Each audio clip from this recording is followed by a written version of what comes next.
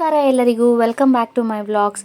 ನಾವು ಹಬ್ಬಕ್ಕೆ ಅಥವಾ ಯಾವುದಾದ್ರು ಫಂಕ್ಷನ್ಸ್ ಇದ್ದಾಗ ಒಂದು ಸ್ವಲ್ಪ 2 ದಿವಸ 3 ದಿವಸ ಮುಂಚೆನೇ ಹೂವನ್ನು ತಂದಿಟ್ಬಿಡ್ತೀವಿ. ಈ ಹೂವನ್ನು ಒಂದು ವಾರವರೆಗೂ ನಾವು ಫ್ರೆಶ್ ಆಗಿ ಇಟ್ಕೋಬೋದು.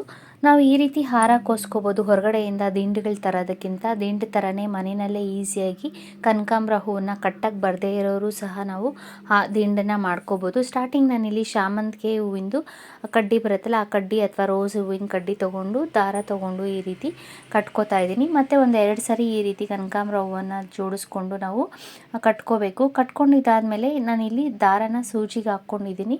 ಸೂಜಿಗೆ ಹೂವು ಕಟ್ಟೋ ದಾರನೇ ಈ ರೀತಿ ಸೇರಿಸ್ಕೊಂಡಾದ್ಮೇಲೆ ನೋಡಿ, ಸೂಜಿನ ತೊಗೊಂಡು ಸಣ್ಣ ಸೂಜಿ ತೊಗೋಬೇಕು. ಯಾಕಂದರೆ ಈ ಹೂವಿನ ಕಡ್ಡಿ ಬಂದು ಸ್ವಲ್ಪ ಸಣ್ಣದಾಗಿರೋದ್ರಿಂದ ನಾವು ಸಣ್ಣ ಸೂಜಿ ತೊಗೊಂಡು ಸ್ಟಾರ್ಟಿಂಗ್ ಹೂವು ಬರುತ್ತಲ್ಲ, ಹೂವು ಸೈಡು ಈ ರೀತಿ ತೊಟ್ಟು ಹಿಂದೆಗೆ ಸ್ವಲ್ಪ ಲೆಂತಿಯಾಗಿರಬೇಕು. ಆ ರೀತಿ ನಾವು ಪೋಣಿಸ್ಕೋಬೇಕು. ಸ್ಟಾರ್ಟಿಂಗ್ ಹೂವಕ್ಕೆ ಒಂದು ಸ್ವಲ್ಪ ಜಾಗ ಬಿಟ್ಟು ನಾವು ಈ ರೀತಿ ಪೋಣಿಸ್ತಾ ಹೋಗಬೇಕು. ಆ ಹಿಂದೆ ತೊಟ್ಟು ನೀಟಾಗಿ ಕಾಣಬೇಕು ನಮಗೆ, ಆ ರೀತಿ ನಾವು ಪೋಣಿಸ್ಕೋಬೇಕು. ಹೂವದ ಜೊತೆ ತೊಟ್ಟು ಕಾಣಿಸೋದ್ರಿಂದ ತುಂಬ ಚೆನ್ನಾಗಿ ಕಾಣುತ್ತೆ. ಈ ರೀತಿ ನಾವು ದಿಂಡು ಮಾಡಿಕೊಂಡ್ರೆ, ದೇವ್ರಿಗೆ ಆಗಲಿ ಹಾರಕ್ಕೆ ಆಗಲಿ ನಾವು ಈ ರೀತಿ ಪೋಣಿಸ್ಕೊಂಡ್ರೆ ತುಂಬ ಚೆನ್ನಾಗಿ ಕಾಣುತ್ತೆ. ನಾವು ಹೂವು ಕಟ್ಟಕ್ಕೆ ಬರಲ್ಲ ಅನ್ನೋರು ಸಹ ಈ ರೀತಿ ಆರಾಮಾಗಿ ನಾವು ಹಾರನ ಪೋಣಿಸ್ಕೋಬೋದು. ದಿಂಡು ಕಟ್ಟಕ್ಕೆ ಬರಲಿಲ್ಲ ಅಂದ್ರೂ ಸಹ ನಾವು ದಿಂಡನ್ನು ಮಾಡಿಕೊಂಡು ಮುಡ್ಕೊಳ್ಳೋದಕ್ಕೆ ಆಗಲಿ ದೇವ್ರಿಗೆ ಆಗಲಿ ಮಾಡ್ಕೋಬೋದು. ತುಂಬ ಚೆನ್ನಾಗಿರುತ್ತೆ ನೋಡಿ. ಇದೇ ರೀತಿ ನಾವು ಸುತ್ತೂ ಬರೋ ಹಾಗೆ ಹೂವನ್ನು ಪೋಣಿಸ್ಕೊಂಡು ಹೋಗಬೇಕು ಸೂಜಿಗೆ.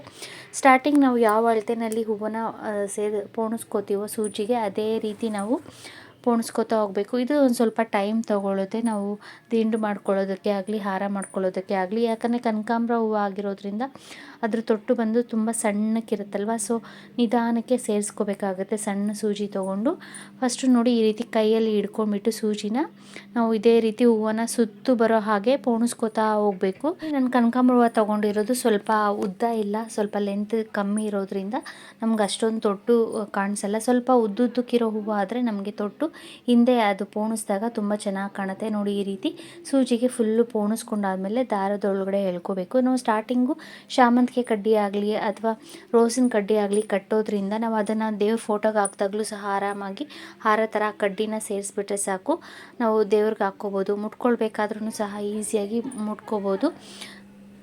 ಇದೇ ರೀತಿ ನಾನು ಸೂಜಿಗೆ ಮತ್ತೆ ಪೋಣಿಸ್ಕೋತಾ ಇದ್ದೀನಿ. ಫುಲ್ಲು ಒಂದು ಸೂಜಿ ಫುಲ್ಲು ಆಗೋಷ್ಟು ನಾವು ಸ್ಟಾರ್ಟಿಂಗ್ ಯಾವ ಲೆಂತ್ಗೆ ನಾವು ಆ ಹೂವನ್ನ ಸೂಜಿಗೆ ಸೇರಿಸ್ಕೋತೀವೋ ಅದೇ ಲೆಂತ್ಗೆ ಸುತ್ತೂ ಹೂವನ್ನು ಪೋಣಿಸ್ಕೋತಾ ಫುಲ್ಲು ಒಂದು ಸೂಜಿ ಆದಮೇಲೆ ನಾವು ದಾರಕ್ಕೆ ಪೋಣಿಸ್ಕೊಂಡ್ರೆ ನಾವು ಆರಾಮಾಗಿ ಹೂವು ಕಟ್ಟಕ್ಕೆ ಬರದೇ ಇರೋರು ಸಹ ಹೂವಿನ ದಿಂಡನ್ನು ಮಾಡ್ಕೋಬೋದು, ಹಾರನ ಮಾಡ್ಕೋಬೋದು. ಈ ರೀತಿ ನಾವು ಪೋಣಿಸ್ಕೊಳ್ಳೋದ್ರಿಂದ ಕನಕಾಂಬರ ಹೂವಿನ ಹಾರ ತುಂಬ ಚೆನ್ನಾಗಿ ಕಾಣುತ್ತೆ, ದಿಂಡಾಗಲಿ ಹಾರ ಆಗಲಿ. ಯಾಕಂದರೆ ಆ ತೊಟ್ಟುಗಳು ನಮಗೆ ಹೂವಿನ ಜೊತೆ ಆ ತೊಟ್ಟುಗಳು ಸಹ ಕಾಣೋದ್ರಿಂದ ಹಿಂದೆ ಅದು ಒಂಥರ ಡಿಫ್ರೆಂಟಾಗಿ ಕಾಣುತ್ತೆ, ತುಂಬ ಚೆನ್ನಾಗಿ ಕಾಣುತ್ತೆ. ಈ ರೀತಿ ನೀವೊಂದು ಸರಿ ಟ್ರೈ ಮಾಡಿ ನೋಡಿ. ದೇವ್ರ ಫೋಟೋಗಾಗಲಿ ಮುಟ್ಕೊಳ್ಳೋದಕ್ಕಾಗಲಿ ತುಂಬ ಚೆನ್ನಾಗಿರುತ್ತೆ. ನಾವು ಗಂಟು ಹಾಕ್ಕೊಂಡಾಗೆಲ್ಲ ಈ ರೀತಿ ದಿಂಡನ್ನು ಪೋಣಿಸ್ಕೊಂಡು ಮುಟ್ಕೊಂಡ್ರೆ ತುಂಬ ಚೆನ್ನಾಗಿ ಕಾಣುತ್ತೆ ಕನಕಾಂಬರ ಹೂವನ್ನ ಈ ರೀತಿ ಸೇರಿಸ್ಕೋಬೇಕಾದ್ರೆ ಸೂಜಿಗೆ ಸುತ್ತೂ ಒಂದೊಂದು ಹೂವು ಇಟ್ಟಾದರೂ ಸೇರಿಸ್ಕೋಬೋದು. ಇಲ್ಲ ಅಂದರೆ ನಾವು ಕನಕಾಂಬರ ಹೂವನ್ನು ಒಂದೊಂದು ಹೂವು ಈ ರೀತಿ ಸೂಜಿಗೆ ಪೋಣಿಸ್ಕೊಳ್ಳೋದು ಕಷ್ಟ ಆಗುತ್ತೆ ಅಂದರೆ 2 ಹೂವನ್ನು ಇಟ್ಕೊಂಡು ಒಂದೇ ಸಲ ಸೂಜಿಗೆ ಸೇರಿಸ್ಕೋಬೋದು, ಅದು ಸಹ ಈಸಿ ಆಗುತ್ತೆ.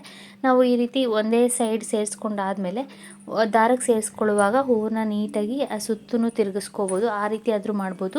ಇಲ್ಲಾಂದರೆ ಸೂಜಿಗೆ ಸೇರಿಸ್ಬೇಕಾದ್ರೇ ನಾವು ಸುತ್ತೂ ಬರೋ ಹಾಗೆ ಸೂಜಿಗೆ ದಿಂಡು ಥರ ಯಾವ ರೀತಿ ಹಾರದ ಥರ ಸುತ್ತೂ ಹೂವು ಪೋಣಿಸ್ಕೋತೀವಲ್ಲ ಅದೇ ರೀತಿ ಸೂಜಿಗೆ ಸುತ್ತೂ ಹೂವನ್ನು ಈ ರೀತಿ ಪೋಣಿಸ್ಕೋತಾ ಹೋಗಬೇಕು.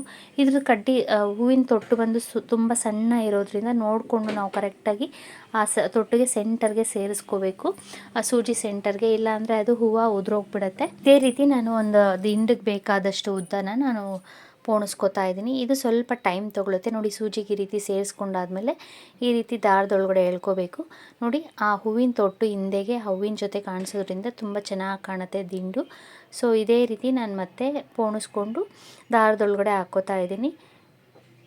ಸೊ ನೋಡಿ ಎಷ್ಟು ಚೆನ್ನಾಗಿ ಕಾಣ್ತಾ ಇದೆ. ಒತ್ತಕ್ಕೆ ದಿಂಡು ರೆಡಿ ಆಗಿದೆ. ಈ ಕೊನೆಯಲ್ಲಿ ನಾವು ಈ ರೀತಿ ದಿಂಡು ಹೂವಿನ ಕೋಸ್ಕೊಂಡಾದ್ಮೇಲೆ ನಾವು ಕೊನೆಯಲ್ಲೂ ಒಂದು ಶಾಮಂತಿಗೆ ಕಡ್ಡಿ ತೊಗೊಂಡು ಈ ರೀತಿ ರೋಸ್ ಕಡ್ಡಿ ಆಗಲಿ ತೊಗೊಂಡು ಅದನ್ನು ಈ ರೀತಿ 1-2 ಜಿರ್ಕುಂಟ್ಲು ಹಾಕ್ಕೊಂಬಿಟ್ರೆ ಹೂವು ಕಟ್ಟೋ ಥರ ಗಂಟು ಹಾಕ್ಕೊಂಡ್ರೆ ಒಂದು ದಿಂಡು ರೆಡಿ ಆಗುತ್ತೆ. ಈ ರೀತಿ ನಾವು ಮಾಡಿಟ್ಕೊಂಬಿಟ್ರೆ ಹೂವನ್ನು ದೇವ್ರ ಫೋಟೋಗೆ ತುಂಬ ಚೆನ್ನಾಗಿ ಕಾಣುತ್ತೆ. ಸೊ ಇದೇ ರೀತಿ ನಾನು ಹೂವನ್ನ ಯಾವ ರೀತಿ ಈಸಿಯಾಗಿ ಕಟ್ಕೋಬೋದು ಅಂತ ತೋರಿಸ್ತಾ ಇದ್ದೀನಿ. ಕಟ್ಟಕ್ಕೆ ಬರದೇ ಇರೋದ್ರೂ ಸಹ ಟ್ರೈ ಮಾಡ್ಬೋದು. ಫಸ್ಟು ನಾವು ಹೂವನ್ನ ಈ ರೀತಿ ಕನಕಾಂಬರ ಹೂವನ್ನೆಲ್ಲ ಎರಡೆರಡು ಹೂವನ್ನ ಈ ರೀತಿ ಜೋಡಿಸಿ ಇಟ್ಕೊಂಡ್ಬಿಟ್ರೆ ನಾವು ಹೂವು ಕಟ್ಟಬೇಕಾದ್ರೆ ನಮಗೆ ಈಸಿ ಆಗುತ್ತೆ. ನಮ್ಗೆ ಹೆಲ್ಪ್ಗೆ ಅಂತ ಯಾರಾದರೂ ಈ ರೀತಿ ಹೂವನ್ನ ಜೋಡಿಸ್ಕೊಟ್ರೆ ತುಂಬ ಚೆನ್ನಾಗಿ ನಾವು ಬೇಗ ಹೂವನ್ನ ಕಟ್ಕೋಬೋದು. ಮೊದಲಿಗೆ ದಾರನ ತಗೊಂಡು ಈ ರೀತಿ ಒಂದು ಕೈಯಲ್ಲಿ ಈ ರೀತಿ ಎರಡು ಬೆರಳನ್ನು ಇಟ್ಕೊಂಡು, ಹೆಬ್ಬೆರಳು ಮತ್ತು ನಾವು ತೋರು ಬೆರಳನ್ನ ಮಧ್ಯದಲ್ಲಿ ದಾರ ಇಟ್ಕೊಂಡು ಆ ಕಡೆ ಎರಡು ಹೂವು ಈ ಕಡೆ ಎರಡು ಹೂವನ್ನ ಜೋಡಿಸ್ಕೊಂಡು ಆ ತುದಿಗಳು ಕರೆಕ್ಟಾಗಿ ಜೋಡಿಸ್ಕೋಬೇಕು. ಜೋಡಿಸ್ಕೊಂಡಾದಮೇಲೆ ಮಧ್ಯಕ್ಕೆ ಈ ರೀತಿ ನೋಡಿ ಫಸ್ಟು ಒಂದು ಸುತ್ತು ಒಳಗಡೆಗೆ ನಾವು ದಾರನ ಸೇರಿಸ್ಕೊಂಡಾದಮೇಲೆ ನಮ್ಮ ಬೆರಳಲ್ಲಿ ಈ ರೀತಿ ಟರ್ನ್ ಮಾಡಿಕೊಂಡು ಅದು ಗಂಟು ಬೀಳೋ ಹಾಗೆ ಮೇಲೆಗೆ ಆ ಹೂವನ್ನು ಸೇರಿಸ್ಕೊಂಡು ಸೆಂಟರ್ಗೆ ನಾವು ಎರಡೂ ತುದಿನ ಇಟ್ಕೊಂಡಿರ್ತೀವಲ್ಲ ಬೆರಳಲ್ಲಿ, ಅಲ್ಲಿಗೆ ಕರೆಕ್ಟಾಗಿ ಗಂಟು ಹಾಕ್ಕೋಬೇಕು. ನಾವು ಹಸಿ ದಾರ ತೊಗೊಂಡ್ರೆ ಒಳ್ಳೆಯದು. ನಾವು ತೊಟ್ಟು ಕೆಲವು ಸಲ ಏನಾಗುತ್ತಂದರೆ ಮಿಷಿನ್ ದಾರ ತೊಗೊಂಡ್ರೆ ಎಳಿಬೇಕಾದ್ರೆ ಕಟ್ಟಾಗಿಬಿಡುತ್ತೆ. ಸೊ ಆ ರೀತಿ ಆಗದೆ ಇರೋ ಹಾಗೆ ಹಸಿ ದಾರನ ತೊಗೊಂಡ್ರೆ ಈ ರೀತಿ ನಾವು ಹೂವನ್ನು ಕಟ್ಕೋಬೋದು. ಇದೇ ರೀತಿ ನಾನು ಹೂವನ್ನು ಕಟ್ಟಿನೂ ಸಹ ತೋರಿಸ್ತಾ ಇದ್ದೀನಿ. ಒಂದು ಇಷ್ಟುದ್ದ ಕಟ್ಟಿ ತೋರಿಸ್ತೀನಿ. ಸೊ ಕಟ್ಟಕ್ಕೆ ಬರಲ್ಲ ಅನ್ನೋರು ಸಹ ಈ ರೀತಿ ಟ್ರೈ ಮಾಡ್ಬೋದು. ನಾವು ಬೆರಳಲ್ಲಿ ಈ ರೀತಿ ಇಟ್ಕೊಂಡೇ ಇರಬೇಕು ಒಂದು ಕೈಯಲ್ಲಿ ಆ ದಾರದ ಮೇಲೆ ನಾವು ಈ ರೀತಿ ಹೂವನ್ನು ಆ ಕಡೆ ಎರಡು ಹೂವು ಈ ಕಡೆ ಎರಡು ಹೂವು ಇಟ್ಟು ನಾನು ಕಟ್ಕೋತಾ ಇದ್ದೀನಿ. ಸೊ ಇದು ಕನಕಾಂಬರ ಹೂವು ಆಗಿರೋದ್ರಿಂದ ಒಂದೊಂದು ಹೂವು ಕಟ್ಕೊಂಡ್ರೆ ತುಂಬ ಟೈಮ್ ತೊಗೊಳುತ್ತೆ ಅಂತ ಸ್ವಲ್ಪ ಮಂದಕ್ಕೆ ಹೂವು ಬರಬೇಕು ಅಂದರೆ ದಿಂಡು ಥರ ಈ ರೀತಿ ಆ ಕಡೆ ಎರಡು ಹೂವು ಈ ಕಡೆ ಎರಡು ಹೂವನ್ನ ಈ ರೀತಿ ಇಟ್ಕೊಂಡು ನಾನು ಇಲ್ಲಿ ಹೂವನ್ನು ಕಟ್ಕೋತಾ ಇದ್ದೀನಿ. ಇದರಲ್ಲಿ ದಿಂಡು ಮಾಡ್ಕೋಬೇಕಾದ್ರೆ ಸ್ವಲ್ಪ ಟೈಮ್ ತೊಗೊಳುತ್ತೆ. ನಾವು 1/2 ಅವರಿಂದ 1 ಅವರ್ ಆದರೂ ತೊಗೊಳುತ್ತೆ. ಸ್ವಲ್ಪ ಕನಕಾಂಬರ ಹೂವು ಆಗಿರೋದ್ರಿಂದ ಮಲ್ಲಿಗೆನೇ ಪೋಣಿಸಿದ್ರು ಸಹ ಹಾರ ಮಾಡ್ಕೋಬೇಕಾದ್ರೆ ಸ್ವಲ್ಪ ಟೈಮ್ ತೊಗೊಳುತ್ತೆ. ಸೂಜಿನಲ್ಲಿ ಸೇರಿಸ್ಕೋಬೇಕಾದ್ರೆ ನಮಗೆ ಮಲ್ಲಿಗೆ ಹೂವಿನ ತೊಟ್ಟಾರೆ ಸ್ವಲ್ಪ ದಪ್ಪ ಇರುತ್ತೆ, ಬೇಗ ಆಗಿಬಿಡುತ್ತೆ. ಇದು ಕನಕಾಂಬರ ಹೂವು ಆಗಿರೋದ್ರಿಂದ ಸೂಜಿನಲ್ಲಿ ಪೋಣಿಸ್ಕೊಳ್ಳೋಕೆ ಹೋದರೆ ತುಂಬ ಟೈಮ್ ತೊಗೊಳುತ್ತೆ. ನಿಧಾನಕ್ಕೆ ಪೇಷನ್ಸಿಂದ ಮಾಡ್ಕೋಬೇಕಾಗುತ್ತೆ. ನಾವು ದಿಂಡನೇ ಆಗಲಿ ಹಾರನೇ ಆಗಲಿ. ಸೊ ನಾವು ಹಬ್ಬದ ಟೈಮಲ್ಲಿ ಹೂವು ತರಕ್ಕೆ ಹೋದರೆ ತುಂಬ ರೇಟ್ ಆಗಿಬಿಟ್ಟಿರುತ್ತೆ. ಸೊ ಅದಕ್ಕೆ ನಾವು ಹಬ್ಬಕ್ಕೆ ಒಂದು 2 ದಿವಸ 3 ದಿವಸ ಮುಂಚೆನೇ ತಂದು ಇಟ್ಕೊಂಡ್ಬಿಟ್ಟಾಗ ಯಾವ ರೀತಿ ನಾವು ಹೂವನ್ನ ಫ್ರೆಶ್ ಆಗಿ ಇಟ್ಕೋಬೇಕು, ಒಂದು ವಾರ 8-10 ದಿವಸದವರೆಗೂ ಇಟ್ಕೊಬೋದು ಆರಾಮಾಗಿ. ಸೊ ನಾನಿಲ್ಲಿ ಹೂವನ್ನು ಕಟ್ಕೊಂಡಿದ್ದಾಗಿದೆ. ಸೊ ನೋಡಿ ದಿಂಡೂ ರೆಡಿ ಆಗಿದೆ ಮತ್ತು ಹೂವನ್ನು ನಾನು ಕಟ್ಕೊಂಡು ಇಟ್ಕೊಂಡಿದ್ದೀನಿ ಮುಟ್ಕೊಳ್ಳೋದಕ್ಕೆ ಅಂತ.